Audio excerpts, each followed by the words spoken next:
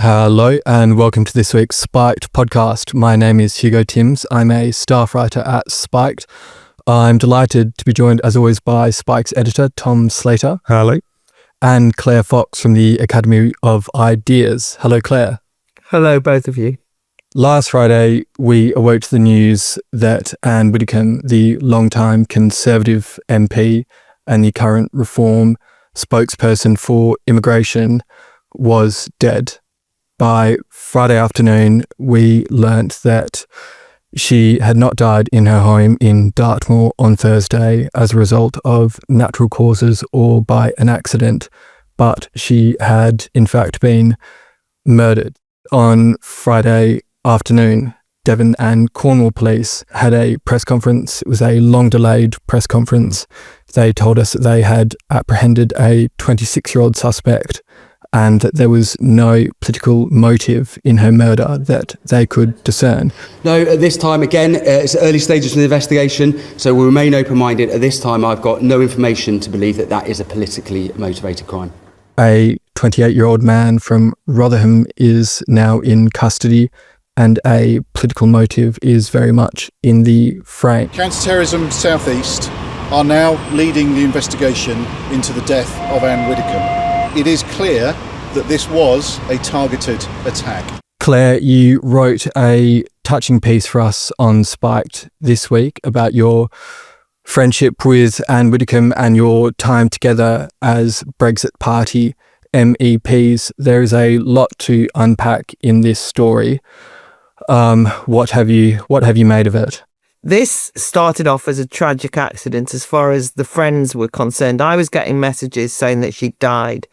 And because various of us had seen her relatively recently, and she was fit as a fiddle, you just thought it was a heart attack or a stroke or something. And so that was tragic enough, because these days 78 is young to die, especially when somebody's quite so lively and vivacious and active on the political scene, somebody who was sharp as a tack in all of the interviews she did. So we were all shocked. And then as it emerged, that story of violence being involved, it was inevitable, I think, that we would think straight away as a high profile and controversial political figure that maybe it was some kind of political killing. Maybe it was a burglary gone wrong. Maybe it was a political killing. But very quickly we were being shouted at and hectored by the police that we weren't allowed to consider one of those options. We had to say it had absolutely nothing to do with politics. Anyone who speculated was being told off. And the police, had started off that tone. But then a variety of particularly media commentators and other political figures started saying anyone who suggests that this had anything to do with terrorism or anything to do with politics is politicizing this whole issue. And so that kind of just made it worse. I mean, the police didn't need to have said, they just really didn't need to have said there was no political motive. They should have said, we don't know what's happened yet, which is fair enough. They were very clear to want to tell us that this was a white 26-year-old and then white male 26-year-old and then a different white male 28-year-old. But any of the speculation was then seen to be, and we were told, irresponsible, going to completely jeopardize the case. And as fact, and of course, I think that just created a really unpleasant atmosphere that people who knew Anne or concerned about it, or people who just admired her, who wanted to just ask the question, well, was this politically motivated, were immediately themselves demonized in some way. That became the focus.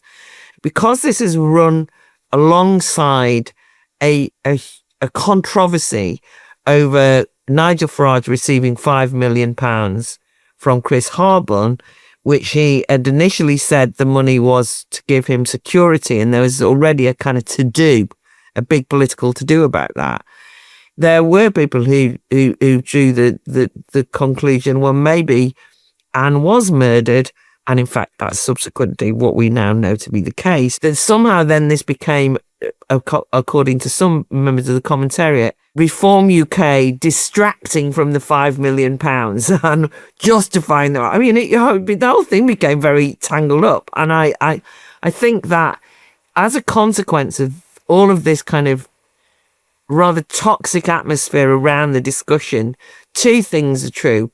One is that it's been harder to just express grief and just how shocking it is that somebody of 78 would be killed, and that somehow it involved anti-terrorism police and had a targeted political motive attached to it, but that you wanted to be grieving about it and angry about it and furious about it, and that people were all the time trying to police your emotions, and that also the poor communications on behalf of the police undoubtedly have just led to a far more kind of conspiratorial kind of bad faith atmosphere around the discussion, and I've found that really unpleasant.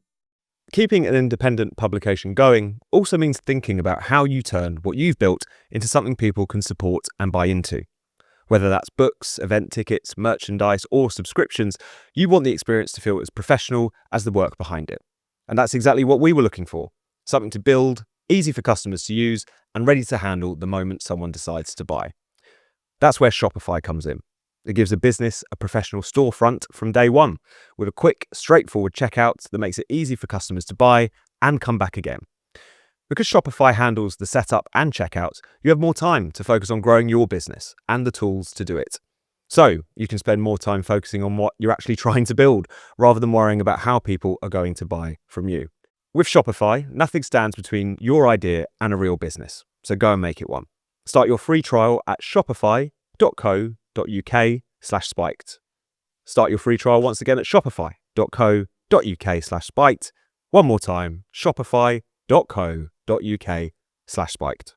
Tom, what have you made to the response to Ann Widdecombe's murder? Well, I suppose there's two things I'm particularly struck by. The first was the overwhelming sense of shock, horror at what had happened, and deep affection towards Ann Widdecombe. You saw that across the board. I'm sure I wasn't the only one who was struck to find that people who probably would never have dreamed of voting either for the Conservative Party or Reform still held her in tremendously high esteem. I think that really spoke to her as a person, the impact, the mark she had left on not just political life, but kind of British cultural life in a kind of post-parliamentary career in reality television and Strictly and Big Brother and so on and so forth. How does it feel to be a finalist? Well, I think it's rather surprising. I mean, when I consider that I'm a pensioner and the defender of the unborn and traditional marriage and the Roman Catholic Church, all of which are unfashionable views, and that I am the scourge of political correctness and general snowflakery and emotional incontinence, I think it's rather surprising that I'm still here. She became that very rare thing, which was a right-wing Conservative who became a national treasure. You don't often get those these days. And Rory Sutherland made this point on Twitter, but I think it's very true. I think Ann Widdecombe belonged to a sort of increasingly fading line of politicians, left and right. You know, everyone from your Dennis Skinners through to your Tony Benns, through to your Ann Widdecombe's, who were irascible, who were formidable, but who were respected precisely because they stuck to their principles. People who would never dream of giving a speech, reading off of their phone or dispensing with lines to take in the media. People who, even if you disagreed with them quite bitterly, you could respect.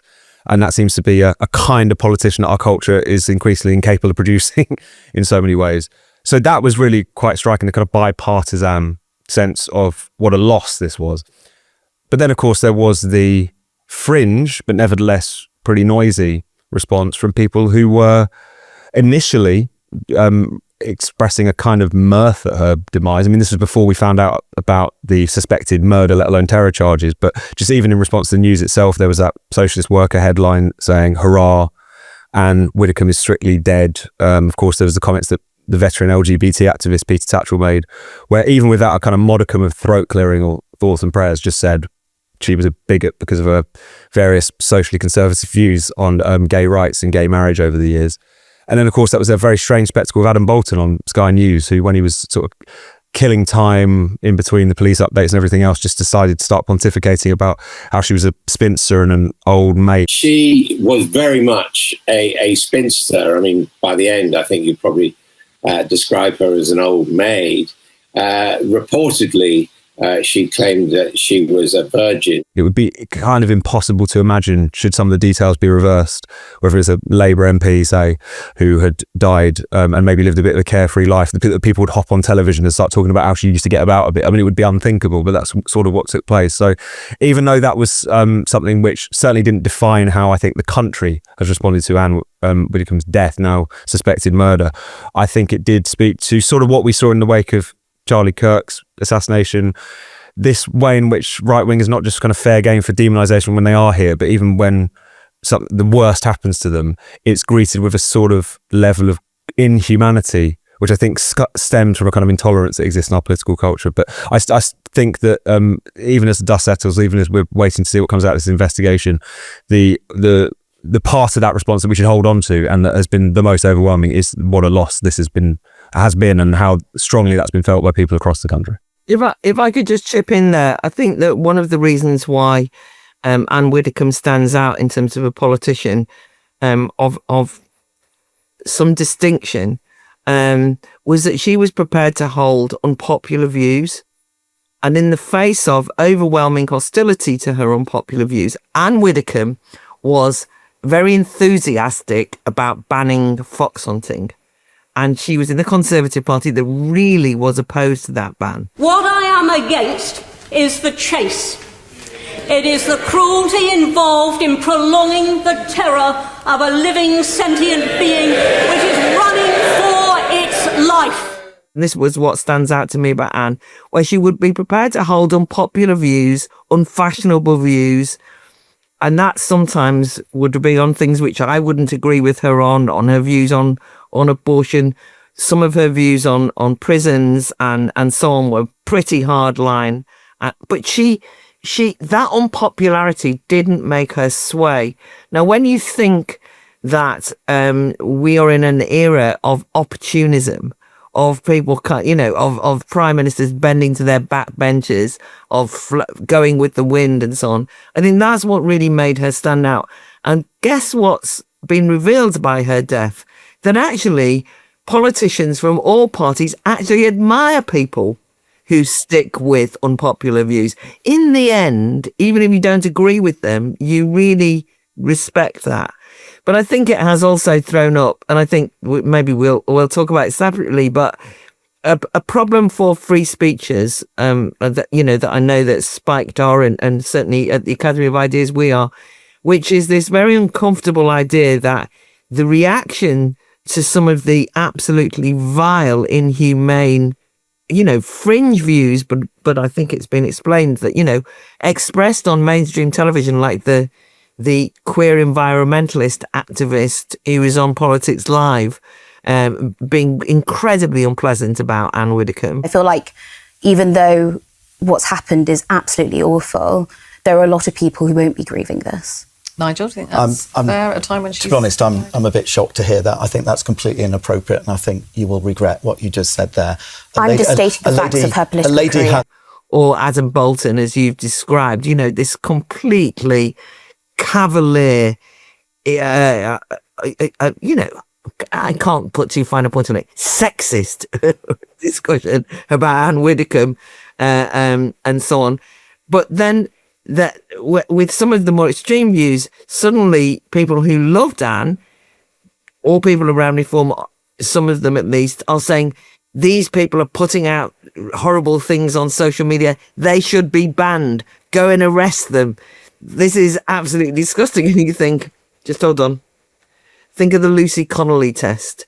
Do you know what I mean? I mean, the trans activist from Aberdeen University has just been arrested and charged for a very unpleasant attack on Anne, saying that he pretends to be she, saying that he hoped that Ann Widdecombe had suffered and been tortured before she, that kind of thing, right?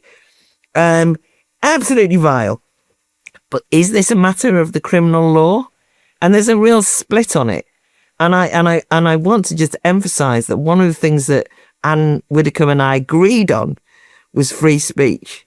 And I think it's really pretty telling that whether it was Jo Cox or whether it was David Amess or whether it's Ann Widdecombe, the government and the state are too keen to say, let's clamp down on social media and let's bring in an element of censorship as a way of responding to these things. And that was indeed what Lucy Powell, she of the grooming gangs or dog whistle or racist dog whistle fame, she immediately said, I was a great admirer of Ann Widdecombe. Let's clamp down on social media. We need more restrictions. We do need to tackle some of the online algorithms and business models which heighten this kind of polarisation and hate towards those in public life. And we must do more to tackle this with urgency. But even in the kind of populist masses, people are too keen to say, well, I don't care. Because Ann Widdecombe was our politician, we should now go around and persecute and prosecute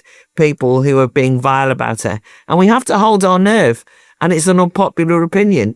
And therefore take our lead, if you want, from Ann Widdecombe sticking with her unpopular opinion and saying, no, this is my unpopular opinion. I'm not trying to ban anyone who's got one, and I don't want to be banned for mine. If you have an opinion, it does not matter whether it is popular or unpopular. It does not matter whether it is right or wrong. It does not matter whether it is left or right. If it is your opinion, you should be able to utter it in a free society.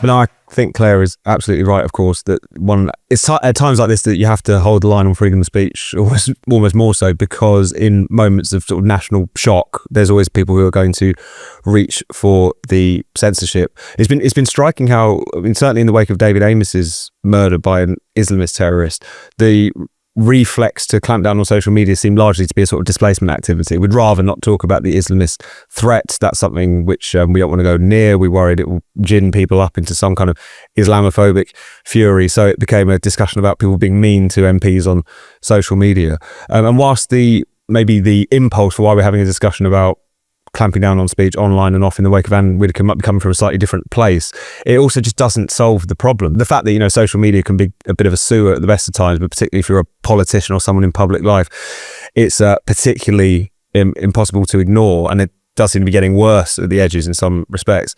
That is not the reason why we have horrific incidents like this. You have to make a really firm distinction between words and actions, otherwise you get into all kinds of trouble. I think the difficulty is, in contrast to, say, America, where after Charlie Kirk's assassination, it was, broadly speaking, cancel culture, which was where you saw the authoritarian impulse play out. It was people getting sacked from their perches on CNN, or even sacked from their jobs just in everyday life because they had said something on social media that they shouldn't have. They celebrated his murder, or they laughed at it, or what have you. Because they have the First Amendment, that wasn't something that became a criminal issue. The issue here is that in the UK, we have all manner of laws that could be used in order to clamp down on people who might be seen to celebrate someone's death. Obviously, there's a case in Scotland which is tricky to talk about now that charges have been brought. But, you know, there was a case a few years ago of someone, I believe in Glasgow, who was prosecuted successfully for appearing to celebrate the death of Captain Tom Moore, just saying something absolutely despicable in the wake of that news. So it's all the more reason to hold the line, not least because we live in a country where it's not just people being sort of shamed and browbeaten for saying things that maybe they shouldn't have. It's also the fact that the law comes into place, which is really quite concerning. And just finally on the free speech case, I'm sure you'll have noticed this as well, Claire, there's a bit of like phony free speecherism which has kicked in as well, because people were hauling Adam Bolton over the coals or criticising the people for posting ghoulish things in the wake of Ann Widdecombe's death. I was saying, I thought you all believed in free speech. I think it's also important to remind people that getting pushback for saying something horrific is not an assault on your freedom of speech. And so that's another thing that we've got to hold firm to, because otherwise we're going to get ourselves into a right tangle when discussing this particular issue. Where we get into tangles, I think, is where what I thought was there's a big debate now about whether all politicians need security and need to be protected. And I just want to raise an element of concern here. And this is not to undermine that certain politicians, be it somebody like Nigel Farage or any number of controversial politicians undoubtedly do receive a disproportionate number of quite credible death threats, right? And I understand the seriousness of that. But now people are saying every politician needs to have 24/7 guards. And so the reason why I'm wary of this is because I work some of my life in the House of Lords, and they've just put up a huge metallic imposing fence that makes it look like a prison. This is apparently to protect us. And the problem is that it kind of constitutes, in my mind, a kind of barrier between public servants, like politicians, and the public. And there is a real danger of kind of the tangle we get into here, where we end up saying politicians need to be protected from the public. And we have to be careful about going down that road. And I remember David Amess in particular, who had received death threats in the past, had said, well, I'm still going to do my surgeries regardless. I mean, we have to be careful about hiding away our politicians from the public. And I do remember during the whole Brexit furore, that there were some of the more fervent Remainiac MPs who said that when they were approached by people outside Parliament who were Brexiteers, who basically saying, we've had the referendum, we won, we've got to leave the EU. And then they were saying that they were intimidated and harassed, and it felt like a kind of violence. And it wasn't. It was, ordinary Brexit voters who were just basically so frustrated. How else could they talk to their politicians? So I just think somehow we've got to not overreact and kind of batten down the hatches in that way. That's one thing. The only other thing I wanted to say was, because I said it on the Spiked, very good Spiked documentary you did on Brexit as well, that those people who say that people are trying to politicise Ann Widdecombe's murder, which now appears to be politically driven or motivated. We've yet to understand the details of it. Some of those people were the very people who, when Joe Cox was brutally murdered in horrible circumstances by a mentally ill man who was undoubtedly somebody who hung around with the far right, I remember going on Any Questions 2 days after the murder and being told by a leading Guardian journalist that it was the Leave campaign's fault that she was murdered, that Leave was responsible for this. And that was a common thing to do. And then they had big ceremonies and people laying flowers and all the rest of it around Joe Cox. And it was very much, you lot have created this situation. When Reform tried to organise a service the other day in which they laid flowers, they were accused of opportunism, politicising the event, of trying to get themselves in the headlines. I mean, she was their friend, right? And then they said the family have asked that nobody should do. As it happens, her nephew, who she adored, and his wife were at that service. And why shouldn't they show respect to somebody that they loved and cared for? And Ann Widdecombe considered Reform to be her family. She was a great colleague, loved by all of us that worked with her, even if, as I say at times, she would tell me I was wrong in terms of what I was doing, in no uncertain terms. So I just think these things are multi-layered. We shouldn't be simplistic, and we should recognise that there are some bad faith actors around who actually, in their attempts at saying, don't make this a political issue, are actually trying to police our emotions, police our responses. And we should be open to discuss things like security of MPs. I'm not sure what we should do, but we can't be told there's only one answer. And that's both sides of an argument trying to say, if you don't think everybody should have a police guard at all times, that means you don't care about politician safety. That's nonsense. But conversely, those who say you're politicising it or that Reform are using it for wrong ends are also equally being unhelpful. Let's talk about Andy Burnham. This week, it was confirmed he had the support of 350 MPs there or thereabouts. On Monday, he will replace Keir Starmer as Prime Minister. People are calling it a coronation. Is a coup a better word? Well, I suppose it's a coup that. I mean, looking at that, the number of Labour politicians who rode in behind him, the kind of Kim Jong-un level of majority he seems to have commanded in that leadership election, it does give it it just shows a sort of overwhelming sort of conformism there is on this particular point. I understand that the Labour Party were sick to the back teeth of Keir Starmer. He had proven himself not only to diverge from a lot of the Labour backbenchers and a lot of the issues that they cared about, but was clearly an electoral liability that they were no longer willing to countenance.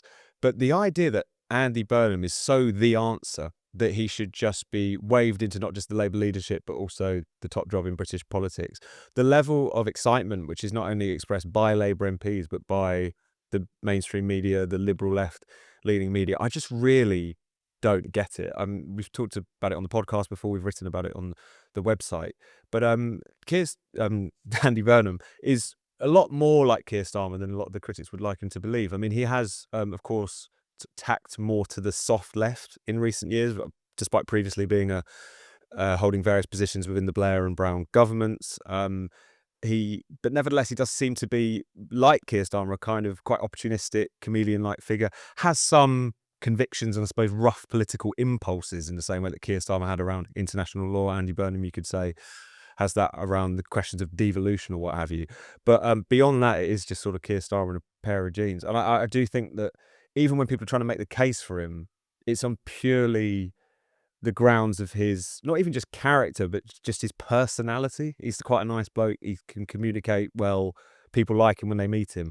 I do think if we're talking about someone running the country, particularly in the quite torrid times in which we live, being a nice guy doesn't seem to be enough of an answer. But yes, we wait with bated breath to see how quickly the wheels come off. But I am struck by just how the sort of unanimity of the excitement about him and how that really doesn't seem to measure up, at least in my mind, to the substance of the man, I suppose. Yes, exactly. It's as though the media have really colluded in this myth of creating Andy Burnham. They've kind of credulously echoed this sort of fiction of Manchesterism, and I've sort of, if they've repeated enough times, then it becomes real. It will become real. Claire, what are your thoughts on the impending coronation of Andy Burnham? So, just on the subject of North Korea, the thing that really, really made me squirm was actually the final Prime Minister's questions with Keir Starmer.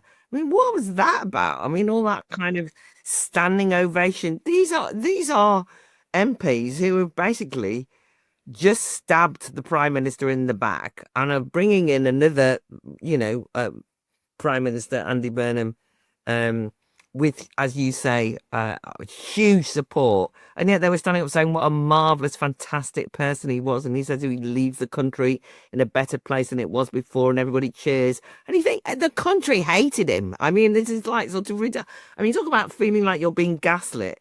And everybody has commended Kemi Badenoch for her very, comradely and, civil way of dealing with things. And, that's fine. But there was something a little bit icky about it all. It just felt so faux. And especially when they shared that joke about, Nigel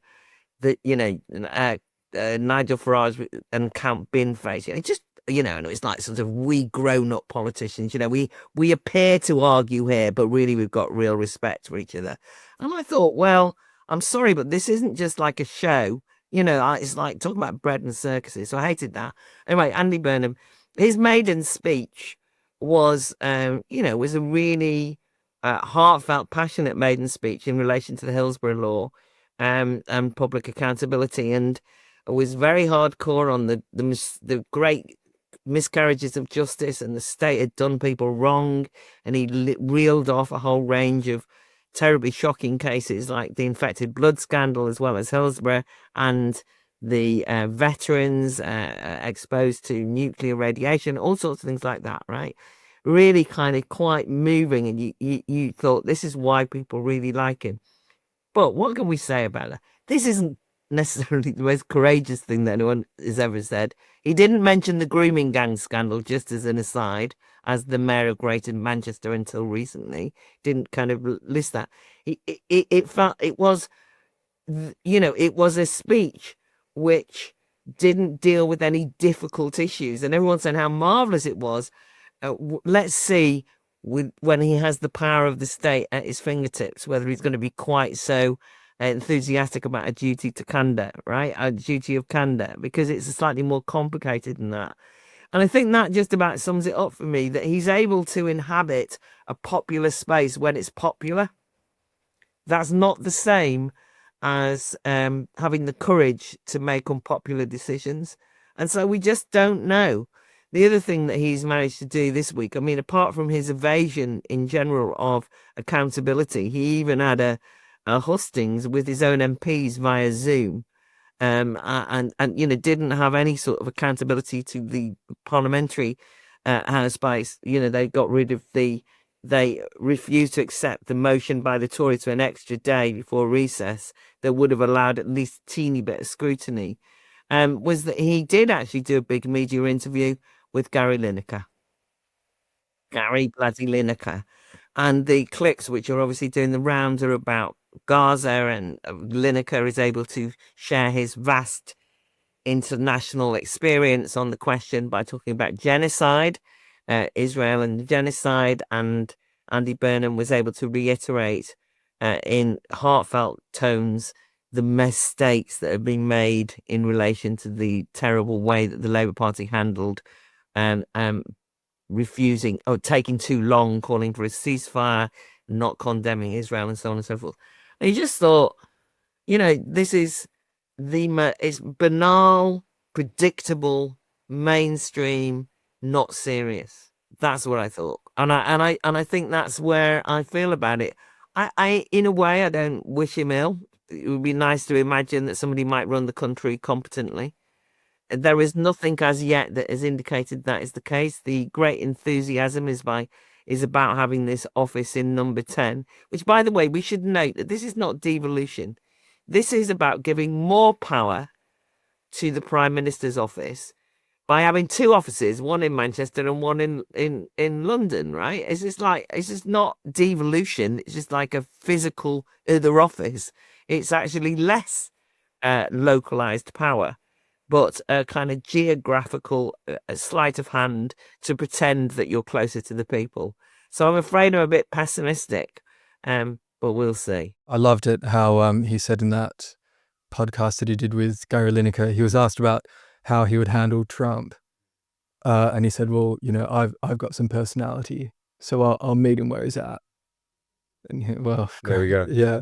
It doesn't fill you with confidence. No, it doesn't. It really doesn't. And I think we're in for a lot of quite cringy moments as we go forward. It will certainly be an upgrade on Keir Starmer, a man with all of the charm of a breeze block. But nevertheless, I think this idea that purely because he can speak like a human being, we should all be terribly impressed is going to wear thin pretty quick.